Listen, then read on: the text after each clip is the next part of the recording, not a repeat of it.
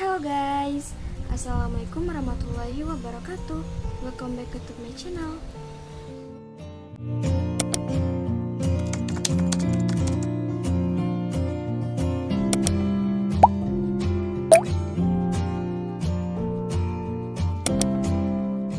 Perkenalkan, nama saya Siska Larasati dengan NIM 1022010100027.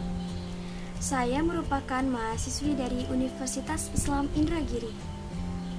Tujuan saya membuat video ini untuk memenuhi tugas kuliah dari dosen pengampu, yaitu Pak Badwin MSI, dengan mata kuliah Etika Bisnis dan Profesi.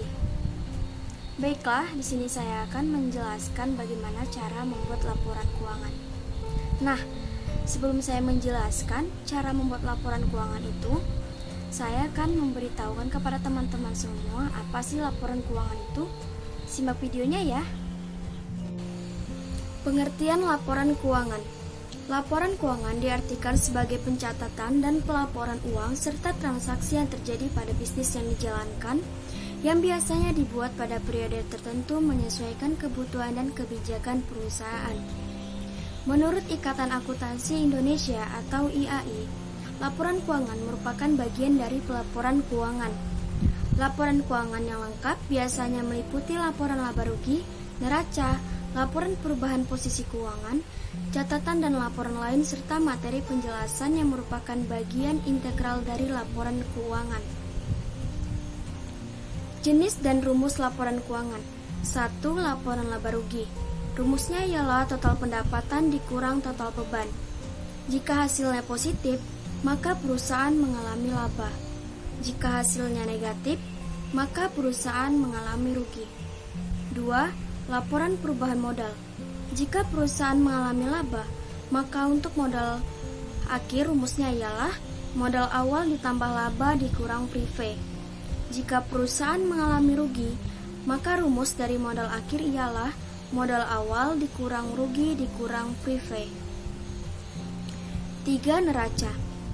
Neraca terdiri dari 3 unsur, yaitu aset, liabilitas, dan ekuitas. Aktiva sama dengan pasiva. 4. Laporan arus kas. Rumus arus kas aktivitas operasional ini bisa dilakukan dengan 2 metode, yaitu metode langsung dan metode tidak langsung. Untuk rumus metode langsung, total pendapatan dikurang HPP dikurang beban operasional. Untuk rumus metode tidak langsung, laba bersih ditambah penyusutan dikurang pajak dikurang perubahan modal kerja. 5. Calak atau catatan atas laporan keuangan. Catatan atas laporan keuangan adalah catatan-catatan tambahan yang diberikan pada isi laporan keuangan. Cara membuat catatan atas laporan keuangan. 1. Perhatikan struktur. 2. Penerapan pernyataan dan interpretasi SAK. 3. Kebijakan akuntansi penting. Dan 4. Informasi tambahan dalam pos yang disajikan. Baiklah, itulah pengertian laporan keuangan, jenis beserta rumusnya. Selanjutnya masuk ke inti dari permasalahan video ini, yaitu bagaimana cara membuat laporan keuangan itu. Ini adalah kertas kerja dari salon Siska Larasati yang akan kita buat laporan keuangannya. Dalam menyusun laporan keuangan harus berurutan dimulai dari laporan laba rugi, laporan perubahan modal, neraca, laporan arus kas, dan yang terakhir calak. Karena hasil dari laporan laba rugi nanti akan digunakan di laporan perubahan modal. Nah, hasil dari laporan perubahan modal juga akan digunakan di laporan neraca. Jadi gak boleh dibolak-balik. Nah, di sini saya hanya menjelaskan cara membuat laporan laba rugi, laporan perubahan modal, dan neraca. Untuk laporan laba rugi, kita menggunakan data dari kolom laba rugi. Untuk menyusun laporan perubahan modal, kita hanya membutuhkan akun modal dan prive yang ada di neraca, dan hasil dari laporan laba rugi, atau bisa juga diambil dari selisihnya, selisih yang ada di laba rugi. Nah, itu adalah laba dari perusahaan. Untuk perubahan modal, itu yang kita pakai. Dan untuk neraca, kita jelas menggunakan kolom neraca. Semua yang ada di kolom neraca ini kita pakai kecuali modal dan prive, karena modal dan prive tadi sudah digunakan di laporan perubahan modal. Berikut cara-caranya. Baiklah, kita mulai untuk membuat laporan keuangannya. Pertama, kita membuat laporan laba rugi. yang diawali dengan membuat judulnya. Judul kali ini Salon Siska Larasati, Laporan Laba Rugi periode Agustus 2021. Setelah itu kita cek rumusnya untuk menyusun laporan laba rugi. Nah, rumusnya ialah total pendapatan dikurang total beban. Kita lihat di kertas kerja pada Salon Siska Larasati berapa pendapatannya. Pendapatan nomor 411. Kita tulis di sini pendapatan sebesar 15 juta. Karena tidak ada lagi pendapatan, maka kita tulis bebannya. Kita awali dengan beban gaji sebesar 2.500.000.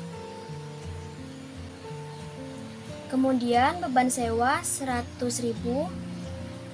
Kemudian beban kebersihan dan keamanan sebesar 200.000. Kemudian beban perlengkapan sebesar 2.500.000. Kemudian beban penyusutan peralatan sebesar 500.000. Dan yang terakhir beban listrik sebesar 250.000. Setelah itu kita jumlahkan. Untuk yang bagian beban sebesar 6.050.000 rupiah. Jika sudah, kita kurangkan antara pendapatan dan beban, maka hasilnya positif. Nah, kalau hasilnya itu positif, artinya perusahaan mengalami laba, yaitu sebesar 8.950.000 rupiah.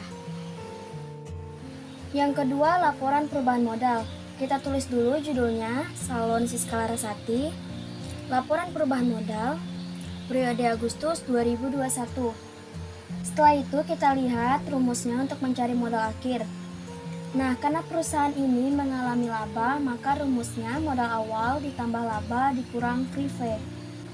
Setelah itu kita lihat berapa modal awal perusahaan. Kita lihat di kertas kerja modal nomor 311, modal sebesar 20 juta. Kita tulis di sini. Setelah itu laba. Laba bisa kita lihat dari laporan laba rugi tadi, atau bisa juga kita lihat di neraca di bagian selisih.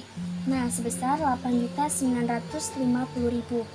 Kita tulis di sini laba 8.950.000 rupiah. Kemudian kita jumlahkan, maka hasilnya perusahaan mengalami kenaikan modal sebesar 28.950.000 rupiah. Setelah itu kita cari prepay perusahaan. Prepay nomor 312 sebesar 2 juta. Maka kita tulis ini prepay 2 juta. Setelah itu kita kurangkan 28.950.000 dikurangkan 2 juta. Maka ketemulah modal akhir sebesar 26.950.000 rupiah. Jangan lupa ya kita closing atau garis 2. Yang ketiga, neraca.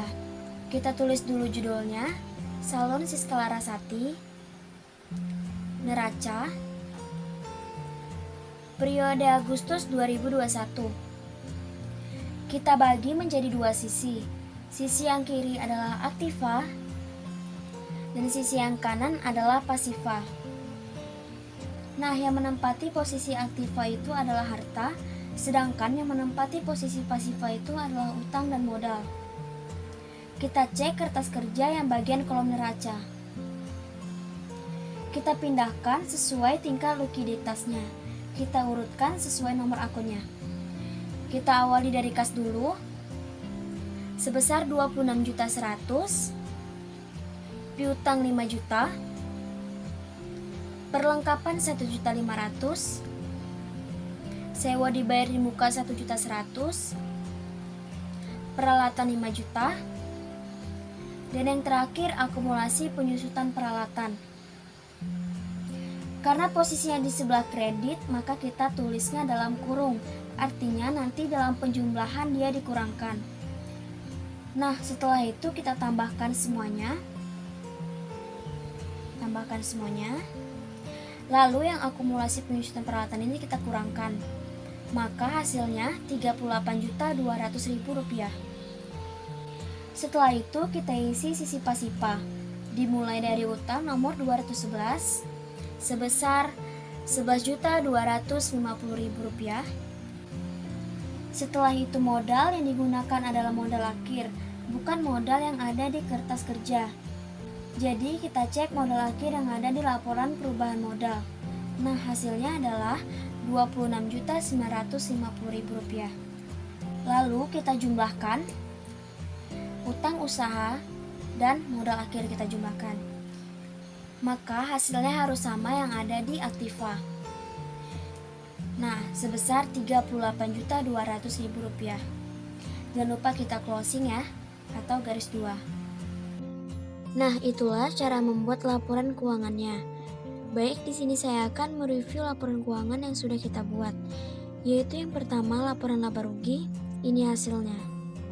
Yang kedua adalah laporan perubahan modal, seperti ini hasilnya. Dan yang ketiga adalah neraca, seperti ini hasilnya. Baiklah, itulah penjelasan dari saya. Apabila ada kesalahan saya mohon maaf. Semoga apa yang saya sampaikan tadi dapat bermanfaat untuk kita semua. Dan jangan lupa di like, komen, subscribe, dan share pada teman-teman kalian. Dan yang paling penting jangan lupa tekan tombol loncengnya. Akhir kata saya ucapkan terima kasih. Wassalamualaikum warahmatullahi wabarakatuh. Dadah.